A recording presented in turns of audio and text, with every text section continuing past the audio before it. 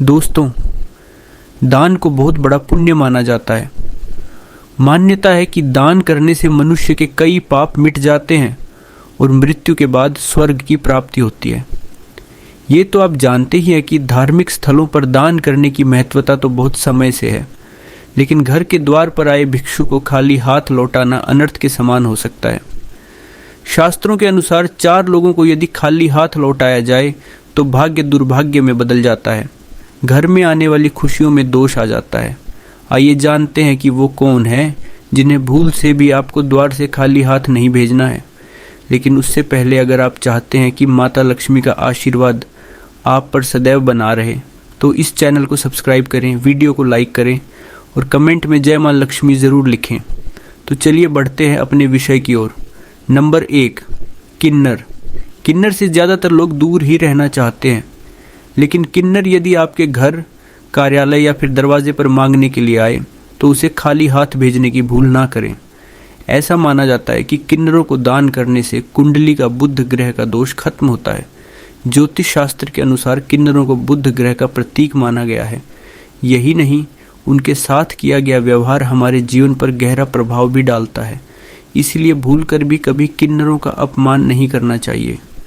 यदि आप उन्हें दान नहीं देना चाहते तो न दें, लेकिन उन्हें अपशब्द भी न कहें। हालांकि धार्मिक मान्यता यह भी है कि अगर किन्नरों को हरे रंग के वस्त्र या फिर हरे रंग की कोई भी वस्तु दान की जाए तो यह अत्यंत शुभ होता है। ऐसा करने से जीवन में सुख समृद्धि आती है, लेकिन इनका अपमान करने से बुध ग्रह खराब होता है और कई तरह की मानसिक और शारीरिक दिक्कतों का सामना करना पड़ सकता है। बुध ग्रह को भाग्य का कारक माना जाता है, इसलिए इन्हें अवश्य दान देना चाहिए। यदि संभव हो तो इन्हें हरे रंग की कोई चीज़ दान करें। नंबर 2, संत महात्मा। ज्योतिष शास्त्र के अनुसार अगर कभी भी आपके दरवाजे पर कोई संत महात्मा आए तो उनके साथ हमेशा शालीन व्यवहार करें। उनसे यदि कुछ ज्ञान प्राप्त करना चाहें तो ज़रूर प्राप्त करें, या फिर यथाशक्ति जो भी हो सके उन्हें मान स्वरूप दान करें और चरण स्पर्श करके उनका आशीर्वाद प्राप्त करें, बजाय इसके कि उन्हें अपने दरवाजे से खाली हाथ लौटाए। मान्यता है कि अगर किसी के दरवाजे से कोई भी संत महात्मा खाली हाथ जाते हैं तो उनके जीवन में सिवाय 2 तकलीफों के कुछ भी हाथ नहीं आता। नंबर 3, अपाहिज, विकलांग या लाचार व्यक्ति। यदि मदद के लिए घर के दरवाजे पर कोई विकलांग व्यक्ति आए तो उसकी मदद अवश्य करनी चाहिए। ज्योतिष शास्त्र के अनुसार ऐसे लोगों को शनि राहु का प्रतीक माना जाता है। इन्हें दान करने से क्रूर ग्रहों के प्रकोप से बचा जा सकता है।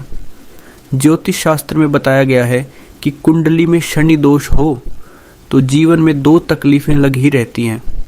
लेकिन कई बार ऐसा भी होता है कि हम जीवन में सब कुछ सही कर रहे होते हैं, फिर भी जीवन में दुख और तकलीफें कम होने का नाम नहीं लेती। तो ध्यान दें, कहीं आप भी अपने दरवाजे से किसी ज़रूरतमंद को खाली हाथ तो नहीं लौटा रहे हैं।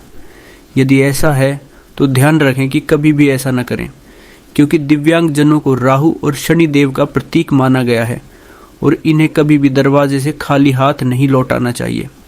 नंबर 4, भिखारी। यदि घर के दरवाजे पर कोई भिखारी आ जाए तो उसे खाली हाथ नहीं लौटाना चाहिए। पैसे नहीं हो तो खाने या पहनने लायक वस्तुओं का दान भी किया जा सकता है। अक्सर ऐसा देखा गया है कि दरवाजे या फिर कहीं भीख मांग रहे लोगों को लोग दुत्कार देते हैं या फिर 4 बातें सुना देते हैं।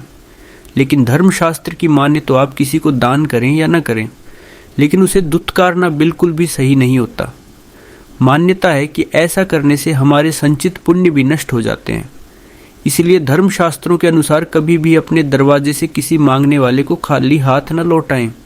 यथाशक्ति जो भी हो सके वह दान करें। यदि नहीं कर सकते हैं तो कभी भी दुत्कार न करें। नंबर 5, घर की बेटी। घर की बेटी अगर ससुराल से आए तो उसका कभी भी अपमान नहीं करना चाहिए। उसे अपनी इच्छा अनुसार जितना हो सके दान करना चाहिए। कुछ घरों में ऐसा होता है कि बेटी के आने पर घर के लोग उसके साथ लड़ाई झगड़ा और गाली गलौज करते हैं। ऐसा करने से आपके घर में दरिद्रता का वास होता है। जब आपके घर की बेटी आपके घर से अपमान होकर जाती है तो आपके घर की लक्ष्मी भी आपसे रूठ कर चली जाती है। इसीलिए घर की बेटी का कभी भी अपमान न करें। इससे घर की सुख समृद्धि भी हमेशा के लिए चली जाती है। दान का अर्थ होता है कि उस वस्तु पर से अपना अधिकार समाप्त करना। गरीबों, ज़रूरतमंदों या फिर धार्मिक स्थलों पर दान देना बहुत ही पुण्य का काम माना गया है। लेकिन हिंदू धर्म ग्रंथों में कुछ ऐसी चीज़ों का वर्णन किया गया है जिन्हें भूल से भी दान के रूप में नहीं देना चाहिए। आइए जानते हैं वह कौन सी चीज़ें हैं। झाड़ू केवल सफाई करने की वस्तु नहीं है, बल्कि हिंदू धर्म में इसे लक्ष्मी माता से जोड़कर देखा जाता है। साथ ही यह भी माना गया है कि झाड़ू को कभी दान के रूप में नहीं देना चाहिए, वरना इससे लक्ष्मी माता नाराज हो सकती है, जिससे व्यक्ति को धन संबंधी समस्याओं का सामना करना पड़ता है।